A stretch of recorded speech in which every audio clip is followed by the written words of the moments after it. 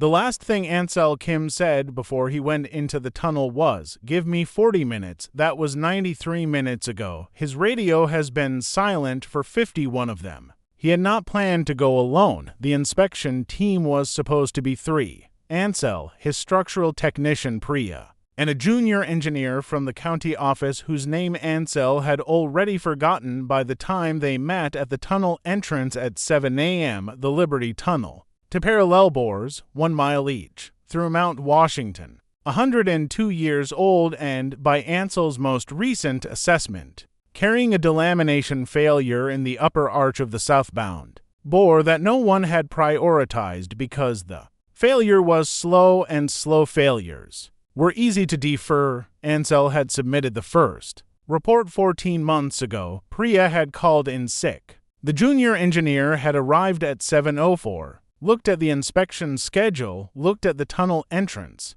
and told Ansel he had a conflict he'd forgotten to enter in the system. Ansel had looked at the tunnel. He had gone in alone. This was not the first time he had made this decision. It was the kind of decision that his career had accumulated. The gap between what the assessment required and what the institution provided, filled year after year by Ansel himself. He was 36 years old, and he had been a tunnel safety inspector for 9 years, and he had a specific, practiced ability to look at a structure that other people had decided was probably fine and see, with something close to certainty, that it was not. The Liberty Tunnel southbound bore was not fine. He had been documenting it for 14 months. He had submitted 3 condition reports. He had requested emergency remediation in the last one. The Port Authority's Infrastructure Committee had scheduled a full review for the spring. It was October.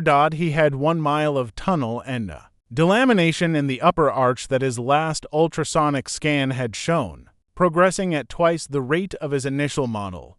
He went in. The failure happened at the 2,800-foot mark. Not catastrophic. Not the full arch collapse that his worst-case model had charted. A spall event, a section of the concrete arch approximately 12 feet by 8, loosened by the delamination, triggered by the vibration of a bus passing in the adjacent northbound bore, coming down in a single sudden mass. Ansel heard it before it hit. 1 second, the specific sound of concrete releasing from substrate, which he had heard twice before in his career and had never once heard without understanding immediately what it was. He moved, not fast enough. The leading edge of the spall caught his left leg as he cleared the fall zone, not crushing, not the catastrophic injury of a full strike, but enough. His leg was pinned under a piece of concrete approximately the size and weight of a chest freezer. He was sitting in a tunnel 800 feet from the nearest exit with his radio, which he was now discovering partially destroyed by a smaller fragment that had hit his kit bag. The radio was transmitting but not receiving. He could talk. He could not hear. He keyed the transmit button and spoke. His location, his injury status, the nature of the spall event, calmly and completely. The way he had trained himself to communicate in structural emergencies, without the information that would have been most useful, which was whether anyone was hearing him. Then he did the thing that 9 years of tunnel work had taught him to do when a situation was outside his control. He waited. He kept his radio on continuous transmit. He did not try to free the leg. The fragment position suggested that moving it would shift the larger piece, and he was not going to make that calculation without better information. He breathed. He took stock of the environment. The tunnel was structurally intact around the spall zone, no secondary failure indicators. The arch above him undamaged per his pre-fall survey, which he had completed to this point and remembered with the precision of someone who had learned. That memory was the only backup when equipment failed. He was cold. The tunnel temperature was 58 degrees and he had been dressed for an inspection, not an extended stay. He was also, he noted to himself, the only person who knew the exact structural condition of the section of tunnel he was sitting in. He started talking into the radio, not the emergency transmission that he'd already sent. He started talking because the tunnel was quiet, and quiet was the thing that made the other things louder. And because if someone was receiving, they needed to know he was still conscious. This is Kim. Still at 2,800 feet, still transmitting. Left leg pinned, fragment is stable. I'm going to describe the arch condition in this section because when the rescue team comes in, they're going to need to know what the ceiling looks like above them. He described it comprehensively in the precise, unhurried language of a man doing the job he was trained to do. In the circumstances that job had put him in, alone in a tunnel under a mountain in Pittsburgh, talking to a radio that might be reaching no one. Dario Espinosa received the transmission at 8:46 a.m. He was the lead confined space rescue specialist for Pittsburgh's Technical Rescue Unit, and he had been on shift since 6 a.m., and he had taken the initial alert. Tunnel Inspector, Liberty southbound. Overdue. At 8:23, the partial transmission from Ansel's radio had come in fragmented and incomplete. Enough to confirm location and injury type, not enough to confirm status. Dario had been assembling the response since 8:04 by 8:46. When Ansel's secondary transmission came in, the one describing the arch condition in the spall zone with the methodical thoroughness of a structural assessment, Dario was standing at the tunnel entrance with his team and a very specific expression on his face. His team leader, Santos, looked at him. What? Santos said. He's describing the arch, Dario said. For us. What? The man in the tunnel. He's giving us a structural assessment of the ceiling above his position so we know what we're coming into. He looked at Santos. He's still working. Santos stared at him. He's pinned under concrete and he's doing an inspection report. He's doing it for us, Dario said. So we're safe coming in. He keyed his radio. Kim, this is Espinosa, Pittsburgh Technical Rescue. We have your position and we're coming in. Acknowledge if you can receive. Static. The radio was transmitting one way. He can't hear us, Santos said. No, Dario said. So we move fast and we move right, and when we get to him we tell him we got everything he sent. He went into the tunnel, the 2,800-foot mark in the Liberty tunnels. Southbound bore was dark in the specific way of underground spaces, not the dark of a room with the lights off, but the dark of a place that had never headlight to lose. Dario's team moved with headlamps and a secondary rope light strung behind them. The practiced movement of people who had been trained to read confined spaces the way other people read rooms. Dario was reading Ansel's transmission in his head as they moved. Upper arch in this section shows no active delamination at the spall perimeter. The failure was isolated. The adjacent arch rings appear intact. The spall debris field is approximately 40 square feet. The piece on my leg is the secondary fragment, not the primary mass.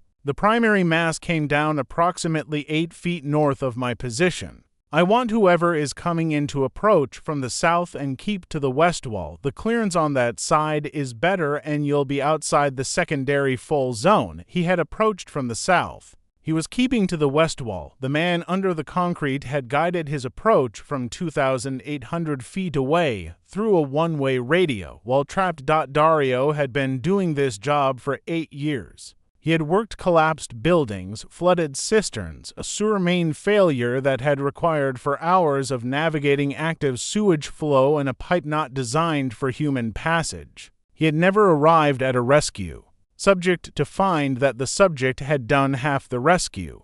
Planning for him, he came around the debris field at 9:12 a.m. The man was sitting against the tunnel wall with one leg under a piece of concrete and a destroyed radio in his lap and an expression of not distress. Dario noted the particular focus of someone who had been doing a job and was still doing it even in this. The headlamp hit his face and he looked directly at the beam, dark eyes. Korean-American, mid-30s, with a stillness about him that Dario recognized from 8 years of reaching people in bad places. As the stillness of someone who had made their peace with the situation and was waiting for it to change, Dario crouched down to his level. Kim. Espinosa. The voice matched the radio voice level. Careful. Yeah. We got your transmissions. All of them, something shifted in Ansel's expression. Not relief exactly. More like the specific exhale of someone who had been speaking into uncertain air and had just learned their words had landed. The arch assessment, Ansel said, used it coming in, Dario said. West wall, south approach. You were right about the clearance. A pause. How's the team? Ansel said. Dario looked at him. He was sitting under concrete with a pinned leg, and his first question was about the team. Fine, Dario said. How are you? Cold, Ansel said. My leg is numb, which is either good or bad depending on what's under the fragment. He paused. I've been maintaining positional stability. I didn't want to shift the fragment before someone who knew what they were looking at could assess it. Good call, Dario said. He was already examining the fragment, the position, the contact points, the load distribution, the likely behavior when it was moved. Talk to me? Walk me through what you felt when it hit. Ansel talked. Dario listened. The extraction took 40 minutes, not because the fragment was complicated, but because Dario refused to rush it. He had seen to spinal injuries in his career that had resulted from rescue technicians moving too fast, prioritizing speed over assessment, and the memory of both lived in his hands when he worked. He worked the fragment methodically, with Santos and Chen managing the lifting equipment on his instructions. And he talked to Ansel throughout, not to comfort him, because Ansel did not appear to need comfort, but because talking kept him updated on Ansel's pain level and cognitive status, and because Dario had discovered in the first 10 minutes, was someone worth talking to. The delamination in this section, Ansel said, while Dario positioned the third lift point. The failure model I built said the arch wouldn't reach critical threshold for another 8 to 14 months. The bus vibration accelerated it.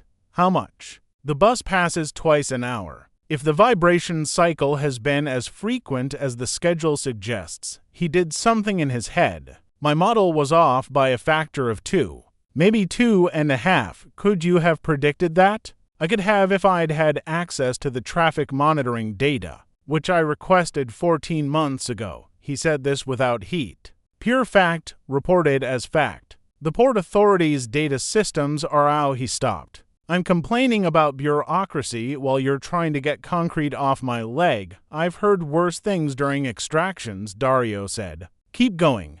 There's not much more to say. The data would have told me the vibration frequency. The vibration frequency would have updated the model. The updated model would have shown a much shorter timeline. He paused. I would have come in with more urgency.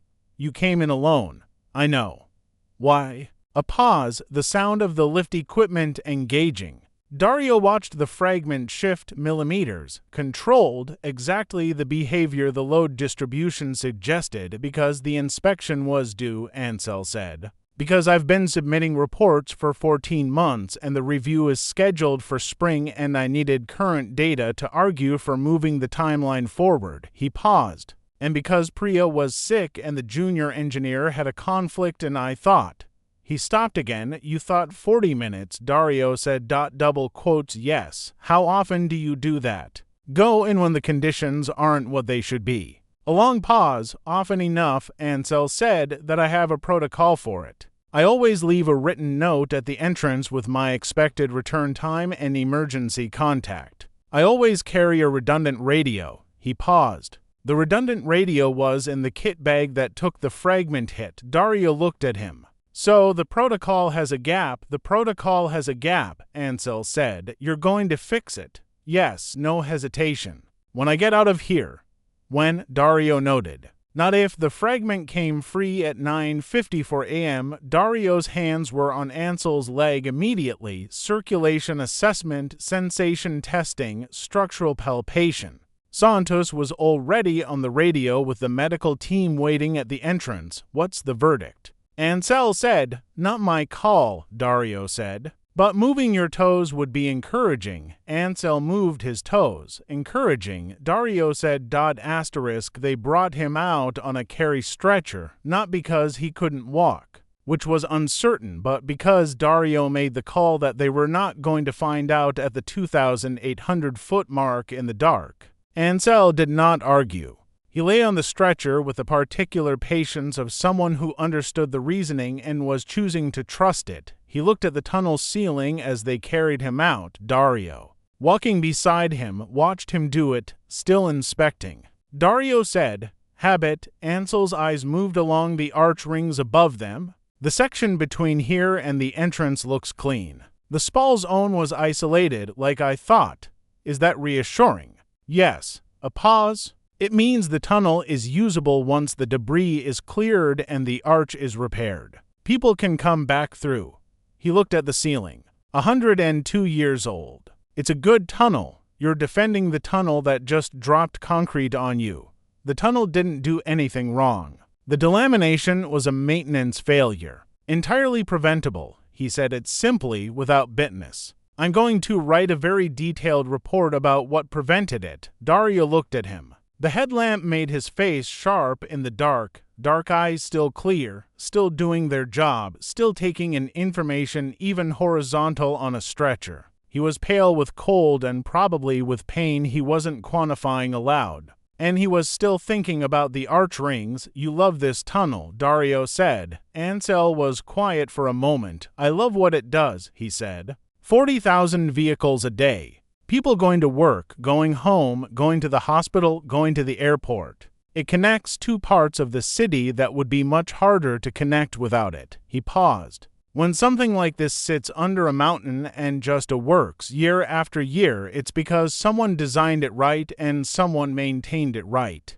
When it fails, it's because someone stopped paying attention. He looked at the ceiling again. "I pay attention, I know," Dario said. They came out into the October light at 10:23 a.m. The medical team was efficient. Assessment. Transport, the organized response that Dario had called in and that materialized exactly as it should. Ansel's leg was bruised, not broken. The sensation had returned fully during the carryout. The cold was the primary concern, and blankets addressed the cold. Dario gave his team debrief to Santos while the medical team worked. He was professional and thorough, the way he always was. He cataloged the entry conditions, the arch assessment, the fragment position, the extraction sequence. He noted what the subject had contributed to the rescue operation.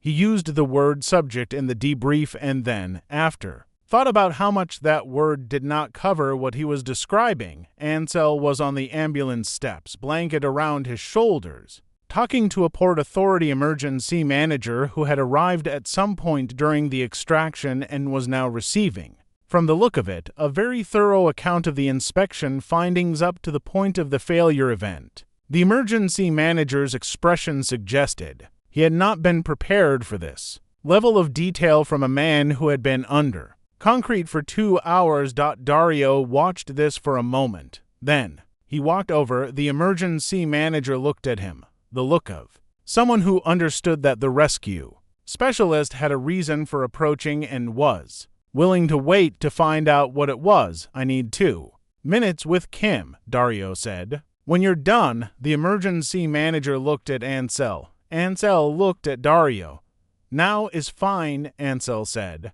They stood at the edge of the ambulance bay, outside the immediate activity of the response. The October light was flat and gray, and the entrance to the Liberty Tunnel was visible from where they stood, cordoned off now. The response team's vehicles arranged around it with the practiced geometry of a managed incident. "You guided us in," Dario said. "You needed the arch data. You did it while you were pinned under concrete and couldn't hear whether anyone was receiving. The radio was transmitting," Ansel said. "Transmission was possible. I worked with what was possible." Dario looked at him. "Most people in your situation are not thinking about what the rescue team needs. Most people in my situation haven't spent 9 years thinking about what the ceiling looks like above them." Ansel looked at the tunnel entrance. "I knew you'd come. I just didn't know when. So I gave you what I had. Did you know someone was listening?" A pause. "No, but you kept transmitting." "Yes. Why?" Ansel was quiet for a moment. The blanket was still around his shoulders. The cold had not fully left him. Dario could see it in the way he held himself. The residual tightness of someone whose body had been managing low temperature for 2 hours because stopping felt like giving up, Ansel said. And the work mattered. Dario absorbed this. He had been doing rescue work for 8 years. He had a specific, well-developed sense of the people he went in for, who they were, what they needed, how they received help. He could read them quickly because the work required it. Ansel Kim he had been reading since the first transmission, and the person he had assembled from the data was specific. Not easily categorized in the framework of previous subjects, he thought about the word subject again. Your report, Dario said. The detailed one you're going to, right? Yes.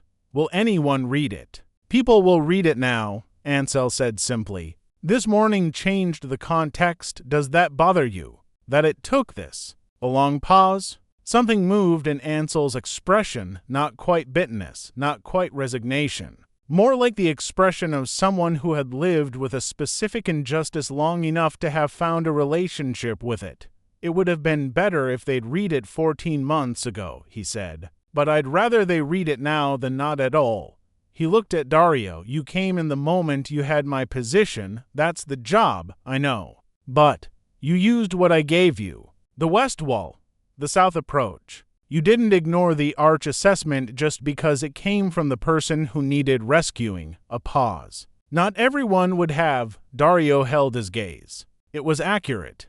Yes. Then why wouldn't I use it? Ansel looked at him for a moment, the particular look of someone encountering a simple question that has a complicated answer and choosing, for once, not to give the complicated one. I don't know, he said. But thank you. The hospital kept Ansel for 4 hours. The leg was cleared, deep contusion, no fracture, full sensation and circulation. The cold was managed. The Port Authority's risk management team came and went. 2 colleagues came and went. His supervisor, Gerald, called twice, apologetic. In the way that supervisors were apologetic when an incident report was imminent, and they were trying to establish their engagement on the record before the writing started. Ansel was not interested in Gerald's apology.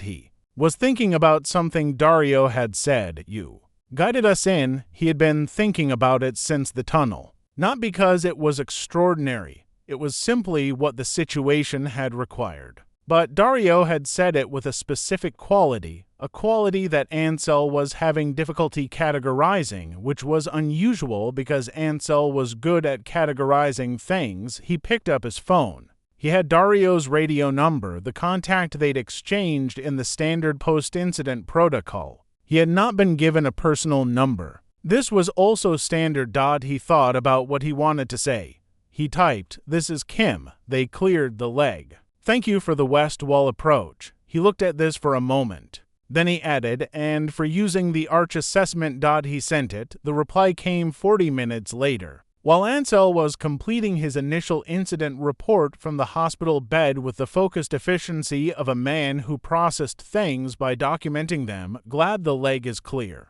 The arch assessment saved us 20 minutes of approach mapping. You should know that. Ansel read this twice. Then, are you always this thorough under pressure, or is this a tunnel thing? Ansel considered. Both. He typed, "I've been in tunnels for 9 years. The thoroughness preceded the tunnels." A pause. Then, there's a place near the incline on Grandview. Open late.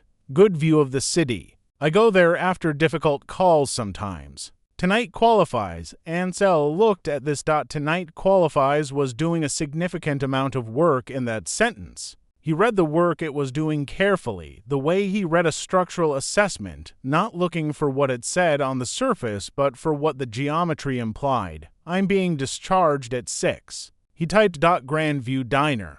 I'll be there at 7. Pittsburgh at dusk. From the Grandview overlook was the specific beauty of a city built on geology that should have made it impossible. 3 rivers, multiple bridges, the hills that rose from the water and were covered, improbably, with neighborhoods and funicular railways, and the accumulated decisions of 150 years of people who had decided to be here anyway. Ansel knew the city from underneath. He knew its tunnels and its bridge foundations and the places where the rock gave way to fill and the places where the bedrock was as solid as anything on the continent. He knew what held Pittsburgh up from below. Standing at the overlook, waiting. He looked at it from above for a change. Dario arrived at 7:04. He was not in the rescue gear, civilian clothes, dark jacket, the kind of easy physical presence that looked, in this context, like a person rather than a specialist. He stopped beside Ansel at the railing and looked at the view for a moment without saying anything, which Ansel appreciated. You can see the Liberty Tunnel approach from here, Ansel said. Dario looked.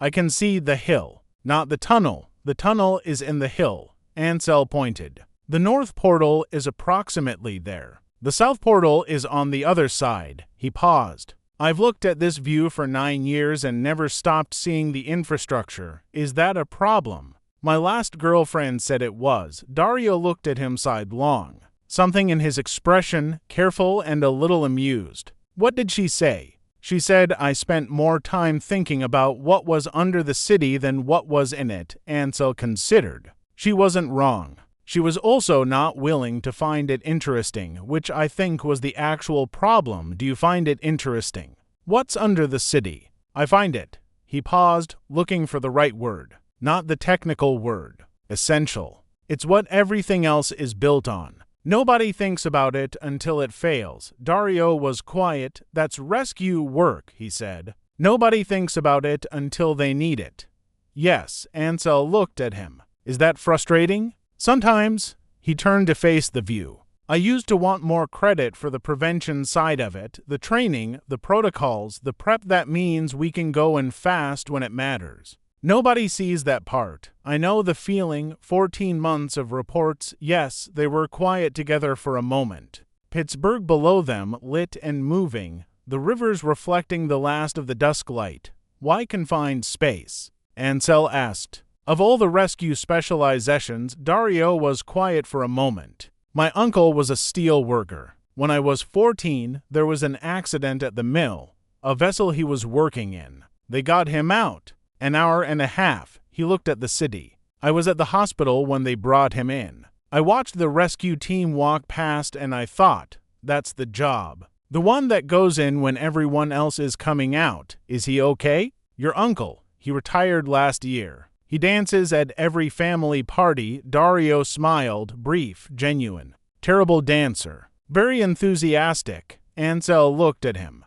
He had spent the day building a model of Dario Espinosa from the data available, the approach vector, the arch assessment, the questions asked in the tunnel, the message that said tonight qualifies. The model was good, more than good. It had a specificity and a coherence that Ansel associated with. Structures that were well designed from the foundation. He was aware this was an unusual framework for thinking about a person. He was also aware that it was accurate. You kept your whole team. Back at the debris field, Ansel said. You came to the fragment alone. Protocol for unstable debris is single rescuer initial contact. Reduces secondary fall risk. I know the protocol. I'm saying you did it without hesitation. That's also protocol. Dario looked at him. You did it in a section of tunnel where the arch condition was unknown to you until you arrived. You had my transmission, but you hadn't been able to verify it. You trusted the assessment of the person you were coming in for, and you walked into a space that could have had secondary spill risk, alone, because that was the fastest way to reach me. Ansel held his gaze. I'm not describing protocol. I'm describing a decision. Dario was quiet. Yes, he said. Why? A pause. The city below them. The last of the light because you'd already done everything right, Dario said. You'd given me everything I needed to move safely. I wasn't going to waste that by being cautious. About the wrong thing at the wrong time, Ansel looked at him for a long moment. Then he reached into the railing space between them and put his hand next to Dario's, not on it, next to it. The way he placed instruments during an inspection, precisely at the point where contact was possible. Asking the structure what it would give. Dario looked at his hand. He looked at Ansel. You guided me in again, he said. You know what to do with the data. Ansel said. Dario put his hand over Ansel's. His grip was the grip of someone who went into small dark spaces for a living and understood, from the foundation, what held and what didn't. It was certain and deliberate and completely without performance. And Ansel felt it the way he felt the difference between a structure that was managing its load and one that had found its equilibrium below them. Pittsburgh ran its rivers toward wherever rivers went, and the tunnels moved their 40,000 vehicles, and the bridges held their weight, and the whole city sat on its bedrock, doing the thing it had always done, holding.